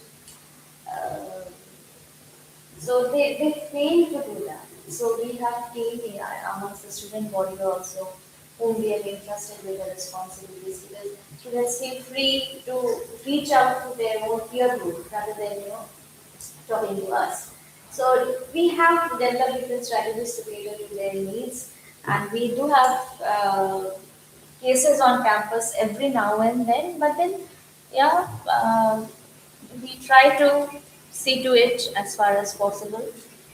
But yes, again, I would say documentation is very important. With regards to the case, proper documentation is important. If a case is registered, what was the committee, who were the members of the committee, how was the case resolved, the entire report of the committee, the recommendation, the signature of the head of the institution, everything has to be filed up in the proper way to present to the uh, NAC team. Evaluating the students' development and future success through various programs and activities. Student participation and going beyond, as I said, it's not just syllabus oriented. It's not just the programs where they participate within the college. Any cultural, co-cultural, academic competition or program outside the college where students have participated. Whether or not they have won is a different issue. But if they have participated, if we can collect their records, if we can keep their records, we can showcase. And we have done that in the departmental presentations also, in the final presentation also. So that is also to show the talent and the skills of our students. So yes, again I would say that's a huge thing to collect and ask every student. But then those who are very excited, they definitely send us all these things, and we record them, their achievements. Alumni. If we do have a registered alumni association, well and good. If not, some alumni involvement is very important. How is the alumni contributing to the institution? What is their role? May it be on a smaller scale, may it be on a bigger scale, but it has a major weightage also. We do have an alumni body, but then we are trying our best to get it registered. We have not yet been able to accomplish the goal. But then, yeah, we like the college helps alumni to conduct like blood donation camps and other things. So some kind of an engagement uh, there are with regards to the alumni contribution. Student progression, as I said, this is again what is a continuous process. Every semester, we send out Google Forms to the students who are alumni, and we ask them to furnish the details as to where are they presently employed. So this shows that your institution has been able to produce quality students who are placed worldwide in different places. So that record is very important. Placement and higher education progress. Another detail that they had asked for is how many students are moving into higher education. Not many. But then, yes, we need to keep a track of that. Maybe 30% of students are moving into the higher education and then they move on to jobs or other things. But then whatever records we have, department-wise we collect and we keep them um, in our records. Criteria 6 is again with regards to the management. Faculty does not have much of a role, but then it's the management who needs to come to the forefront. Uh, the facilities that are given to the staff members, like maternity leaves, other facilities, all these things that are covered under criteria 6. Um, Especially the welfare measures, I would say, provided, um, like supposing somebody wants to go for a paper presentation, whether or not the administration has funded, how much percentage is funded, all these things are part of the you know leadership things. And this is criteria 6 is a place where the IQSC has a big role to play. The vision and mission of IQSC, the constitution of IQSC, the annual meetings of IQSC, the plans and the programs, objectives, the report of IQSC is all that we need here under I think maybe 6.4, 6.5. It's where we talk about all these things. Mm. Strategic plans, in the sense, um, the policies that the institution has. The supposing there is a harassment, what is the institution's plan and the policy with regards to resolving that particular issue? Uh, Research policies. So various different policies are part and parcel of this. And importantly, supposing the institution has policy documented or framed, say 3 years back, with the changing scenario, the policy also needs modification and updation. So it should not be 10 years back, there was a policy built, made, sanctioned, and it is still continuing. Maybe that does not have much significance in today's generation, in today's era, but then it's still continuing. So we need modifications and updation for these things. There has to be constant check, with regards to all these things. So that's criteria 6. It's completely about the internal system and how the system is managed by the administration. It carries 100 marks, but then everything is taken into picture, the vision, mission, and whether or not IQSC, the objectives that the IQSC presents, the plans and the policies that IQSC presents are in line with the institution's vision and mission. That is also another important factor. And what are the policies with regards to admission, um, what are the policies with regards to scholarships, various different kinds of things that are part and parcel of this. So there are qualitative metrics also and quantitative metrics also, and this is is important because since it's part of the accuracy, there are many small and big informations that the accuracy has to furnish as a team. So this becomes important. Last criteria, criteria 7, and one of the most interesting criteria is this institutional values and best practices. This is where the institution has to come up and say, I am unique. Every institution has some unique capabilities. So, what is the uniqueness of your institution is what you have to think and promote. This is like, self-promotion. We have this. But once again, documentation is very important. Like you can say we have a mentoring system. We mentor every student. Every student but some kind of documentation. So proper list has to be there. Under which teacher, which student is mentored. In a semester, how many times you are mentoring them.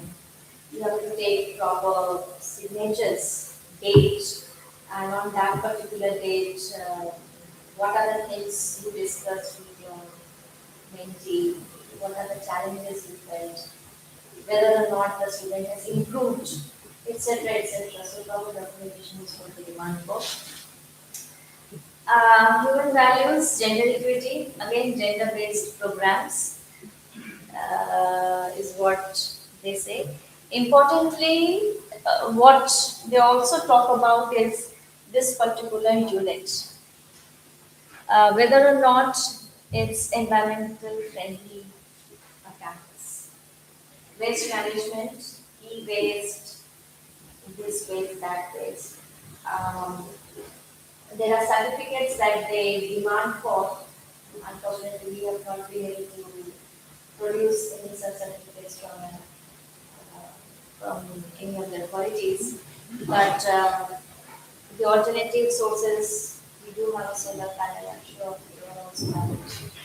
But then the units, how much is produced, how much is used, all those things. Then waste management, e-waste, and all those biodegradable things, and various criteria they have. So separate visual pictures, also like production of biogases if there, whether or not you have storage system. What are we to do with the waste water? The water that is, is it going into the drains or it is recycled? So all these are part of the thing. How many tanks we have, how many trees we have, whether or not it's eco-friendly, whether or not the campus has the facilities of, what did they say, like uh, fuel-free, plastic-free zone definitely, and fuel-free campus. Fuel-free means uh, pollution-free, yeah, like if you have those battery-operated vehicles inside the campus, if cycles are allowed inside the campus. I understand big universities will have these facilities, but due to our restrictions, we might not. But then, yeah, importantly, visible uh, facilities like having special ramps and toilet spaces, such special facilities for these people that is also covered under um, this particular segment. And yeah, disabled friendly campus, what are the best things that we are doing? Code of conduct for everybody. This also has to be documented, signed, and uploaded on the website. They can make use of that for teachers, for students, and for staff members also. And this is what I was talking about. At least two best practices, two unique activity, two unique uh, thing that as an institution you do, which will make you different from the ones in your area. So there are many things. Once upon a time, we had a full-fledged counseling system. So countries can also be part of it. I mean, different institutions have different ways of looking at it. So, two best practices. That is the final segment, 7.2. Two best practices, the distinctive areas of your institution. This is how you praise yourself as an institution. But definitely, once again, with documentation, with proper support and proof that you have been practicing this throughout at least the last 2-3 years before you go for the next cycle. So,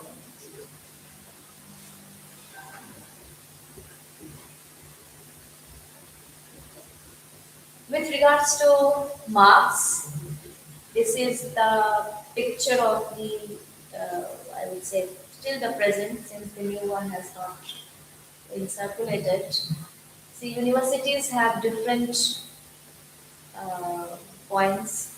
Autonomous institutions have different points, and affiliated, like our colleges, UG colleges will also have different points, PG colleges different points. On an average, it's same, but like research, if you say research, then universities get more points for research. You know, we get a little less. So there are much more criteria that needs to be fulfilled. Uh, it's an university, so in that way, uh, like teaching, learning, and evaluation, I think autonomous, yeah, we have to develop new methods, new strategies, which at the university level is probably not possible. So there are different ways they have, segregated the marks. Uh,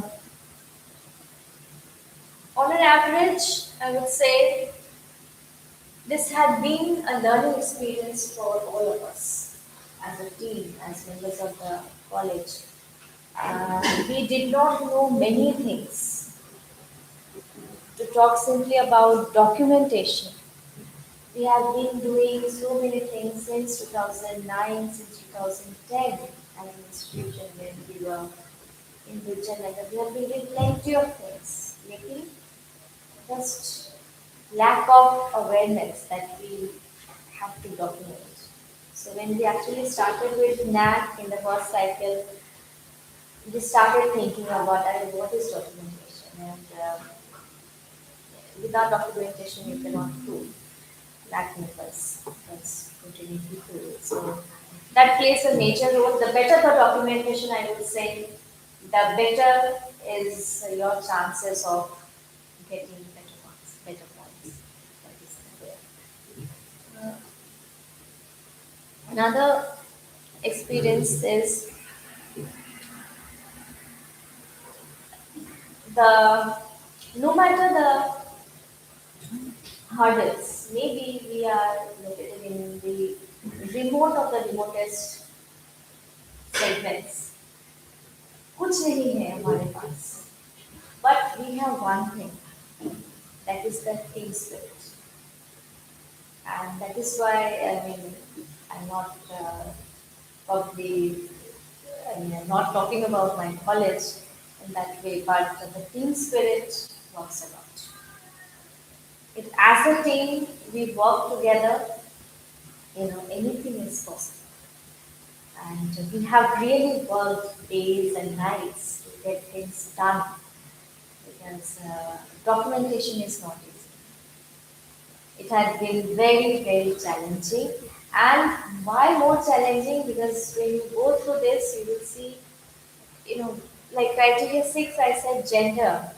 Criteria 7 also has gender. Criteria up, I think, somewhere, they also had gender. So they will need the same document. लेकिन घुमा के रखें. So the figures that you mentioned should be the same because that is where if you manipulate, well, things will not work out in the right way. So we have to be very, very careful with regards to student data, especially. It's very crucial. And if the system is not apt enough, we need to go for such a system which helps us. Like we have many softwares these days which helps maintain the data. So which best like if possible, please see that your institutions get those softwares and And it's easier on that part because softwares will not give incorrect records. So the same thing can be utilized for different criteria as such. So I think with that, okay. Uh, this is what is available as per the new format. The same seven format, the same seven criteria, they have been divided into 10, like curriculum, faculty resources, infrastructure. Now these were together. These were together. So they have been split. And curriculum had, as I said, it looked very chota sa. They were just 1.1, 1.2, 1.3, 1.4, but it was huge. So curriculum has also been divided. Only I think 1.1 and 1.2 has been kept here. Feedback system has been given over to some other criteria. Okay. Teaching learning is fine. Teaching learning. Evaluation is not here, you see. We had criteria 2, teaching, learning, and evaluation. Evaluation is not here. Extended curricular engagement. See, that's from criteria 1, as I said. Extension activities like field reports, projects, all these are put here because it was a huge thing. Governance and administration, student outcomes is also criteria 5. Research is kept as it is, and this is again criteria 7. Student institutions' contribution to sustainable development. On an average, tentatively, that is what we see. These are the 10 parameters on which probably they will come out with things. And we are also hopeful and we are looking forward to many things, certain things that have been updated. Uh, that plus minus thing has been removed. Now it won't be plus or a plus, a minus, or something. So either accredited or not accredited. The binary system has been eliminated completely. AI is supposed to play a bigger role. That is also challenging. What are the softwares and what are the tools they'll be using, and how efficient? We cannot say unless and until we go through the process. Because what I have seen is my experience with AI is not that good. If you feed in a particular thing, like a small poem, we have been trying out to feed in that particular poem and to get the interpretation of that poem, and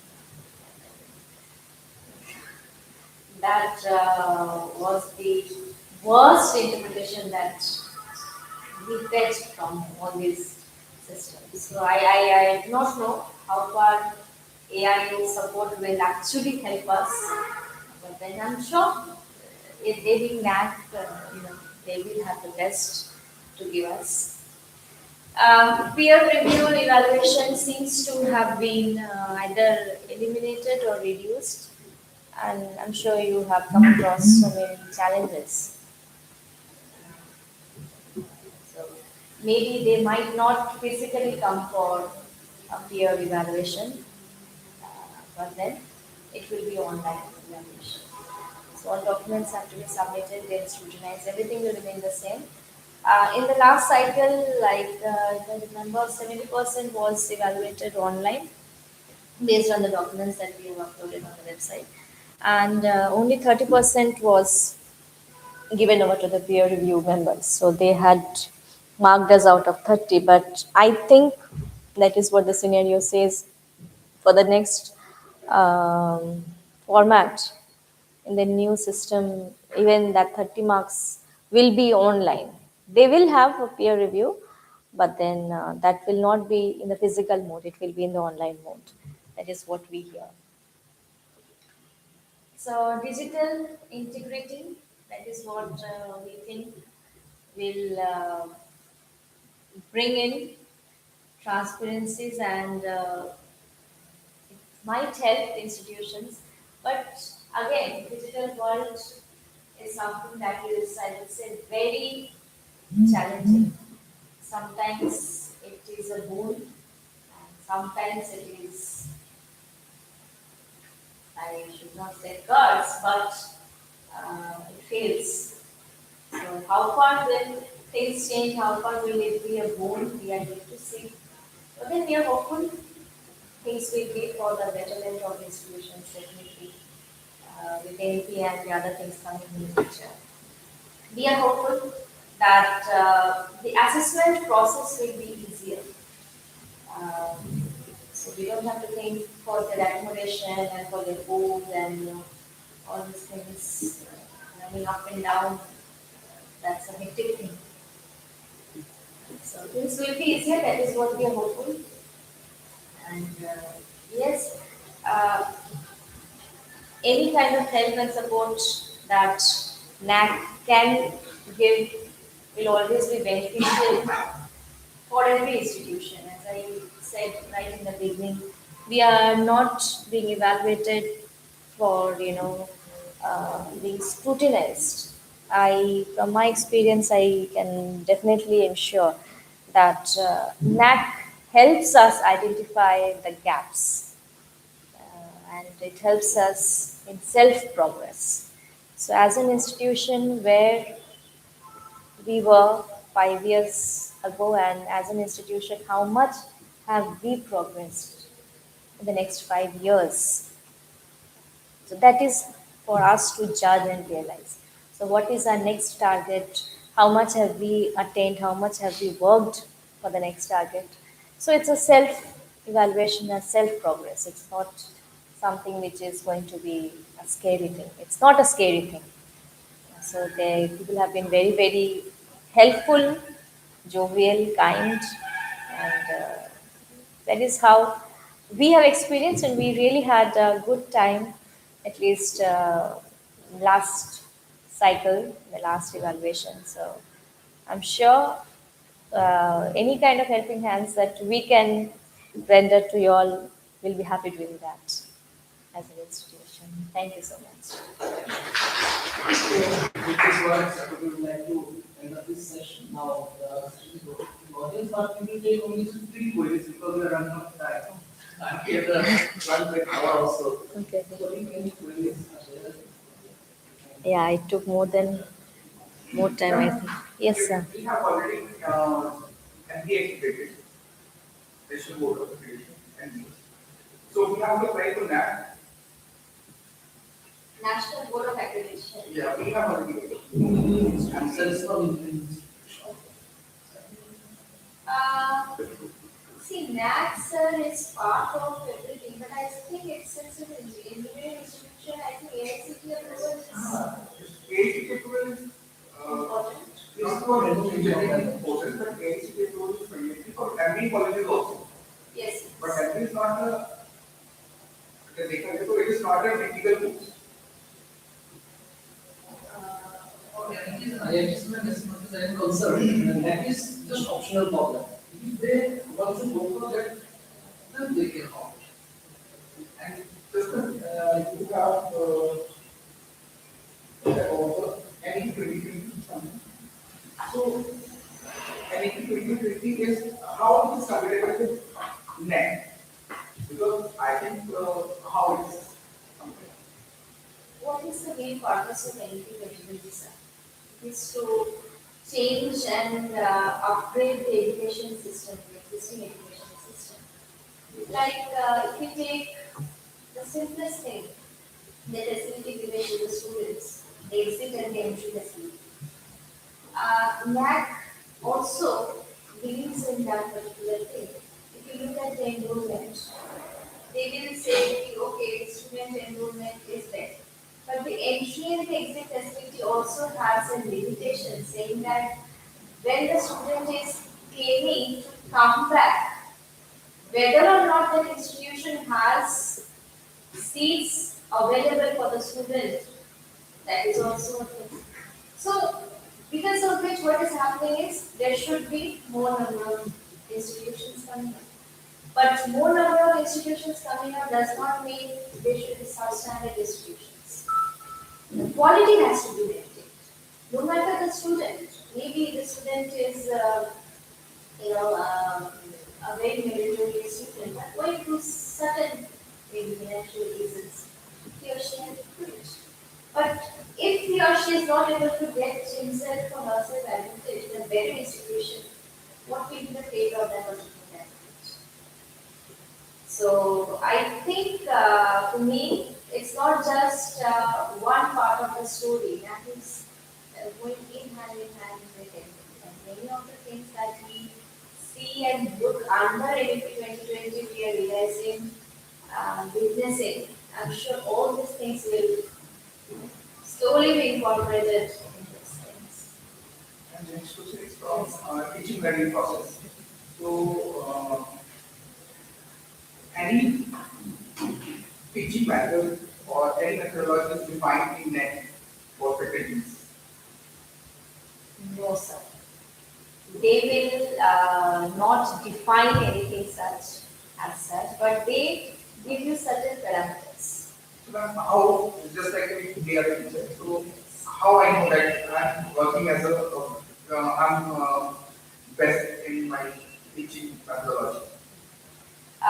They How, have, how the other person can be judged? yes, they have facilities like they have parameters where they say use of smart boards, use of ICT techniques. Now, ICT is what? ICT is not just having a PPT. It's not ICT. It is, if I can have the full form of ICT, it's integrated something. Has many other facilities in it.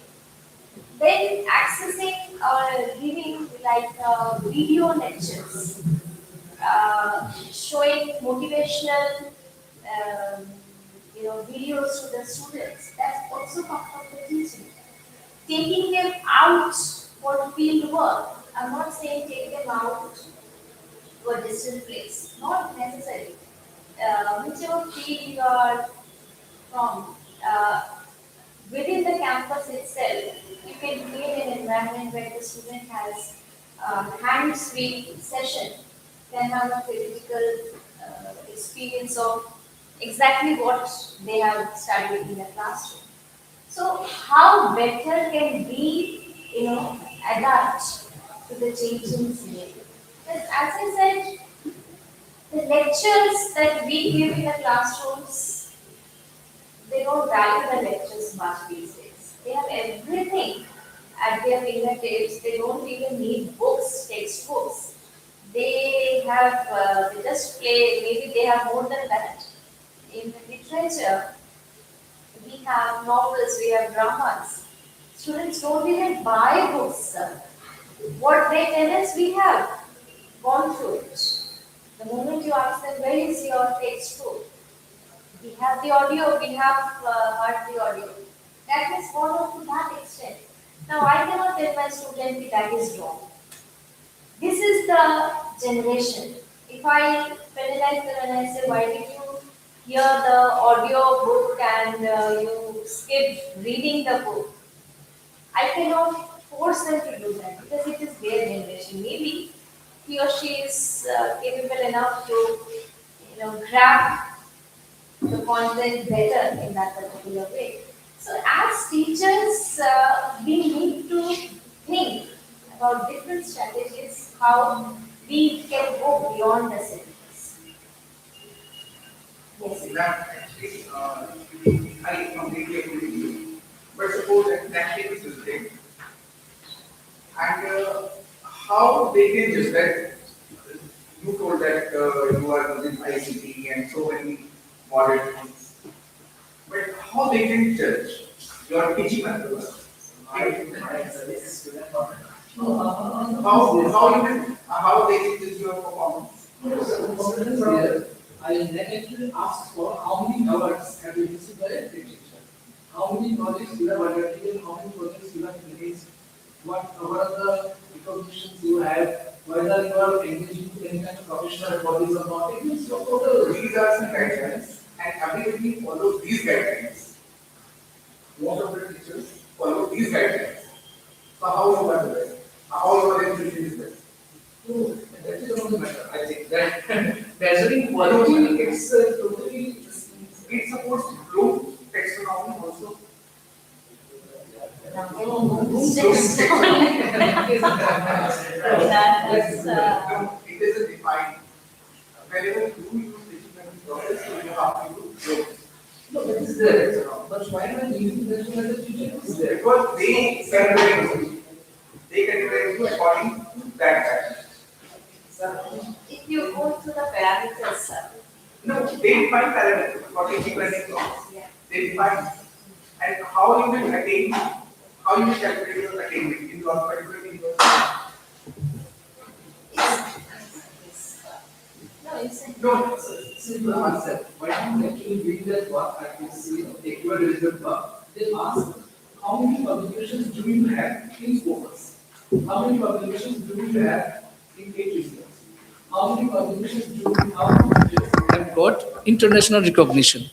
How many teachers have been awarded for their works? So they want specific data for that. They want specific data. Because of they measure the quality on the basis of quantity, you can say that one. But they read that one. Unless or until someone is active, they will not get what actually. Award and other kinds of things, recognitions. And getting the publication there in focus journal, it's really okay, tough matter. So unless or until we have that much of capacity, we won't be able to get our published there. And they ask how many patents do you have? So these things, okay, these are the parameters based on which they understand. What is the quality or what are the qualities of the teachers there? And it becomes very simple, it's clear picture to that. research criteria is a different criteria. And attainment is a different criteria. So you will show how much publication is yours, you will show in your research publication criteria. But in attainment, how you calculate how much is attained by you in your subject? That is quality measurement from nothing about it. Quality is something extra. How can we measure that? Unless or until we put that one into quality. For example, here all of us in the time the best.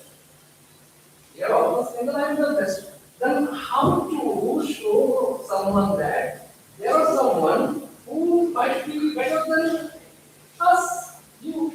It's not possible. So that's why they have to keep such kinds of parameters. And that is why actually we sometimes find that we lag behind.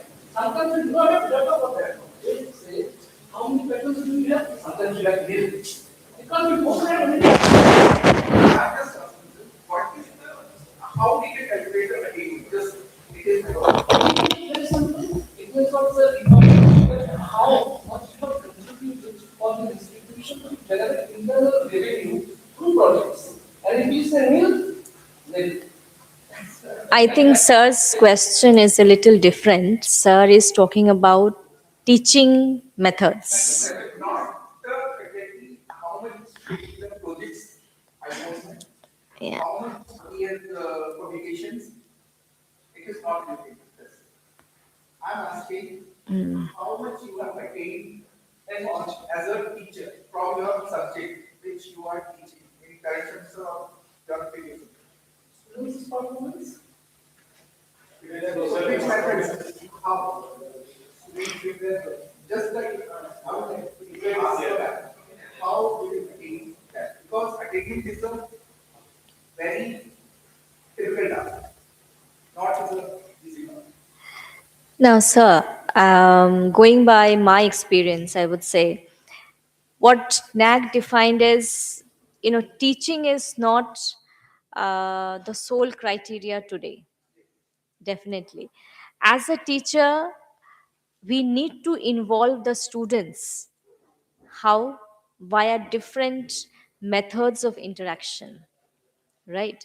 So, like we have peer group sessions, we can have group discussions. That is also where students might fail, they might not understand. But that is not one of the traditional ways of teaching. So, as a teacher, what will be our role in that group discussion will be the moderator.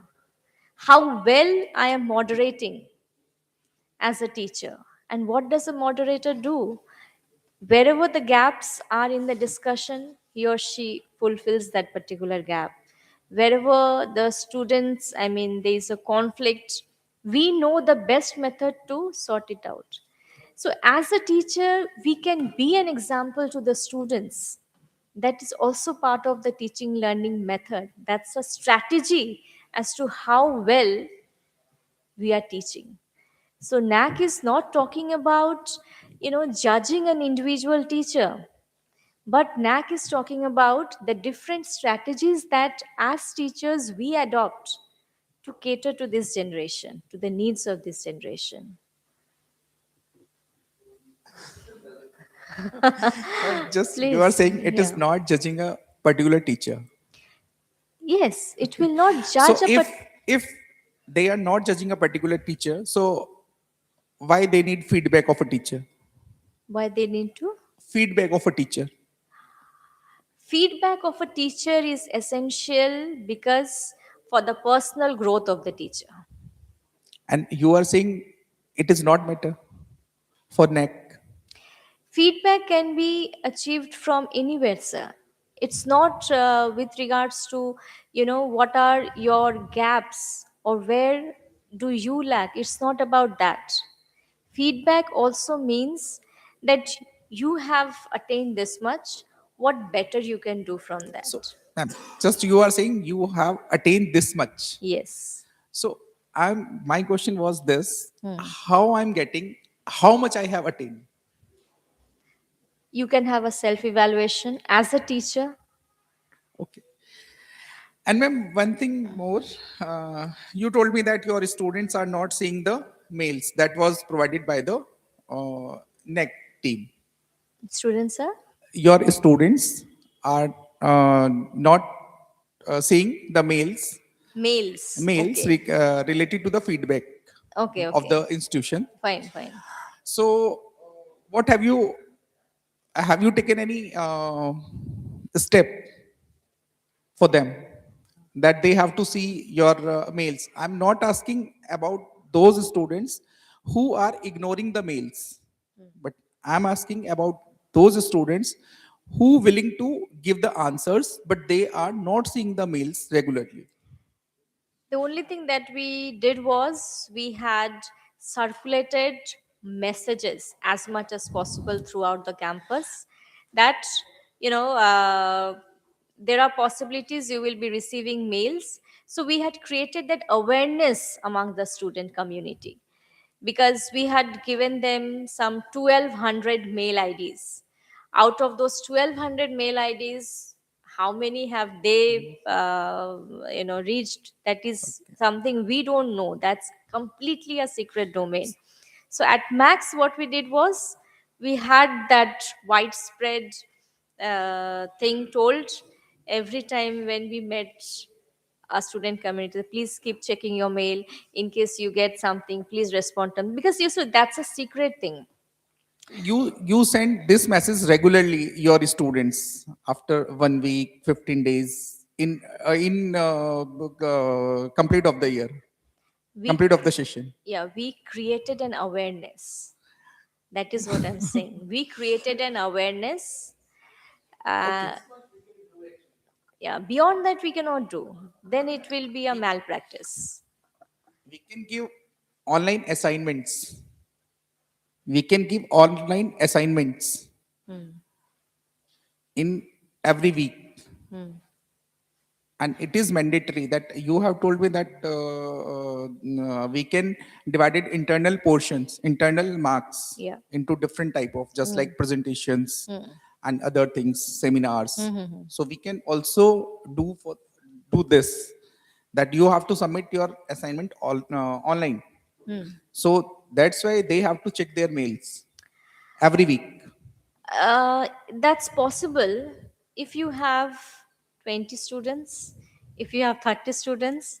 For colleges like ours, where within one department in one semester we have 200 students, we have 300 students. If they reply us via mail, how difficult it will be for a teacher to process it. So, so we are teachers, so we have to do this because NEC wants it. Surely NAC wants a blended mode of learning. Surely, why not? And the institutions, maybe they have these facilities. But keeping in mind the student community, I mean, that's a major challenge. Catering to 500 students by 2 teachers, I mean, we cannot think weird. Sure, sure, sure, sure.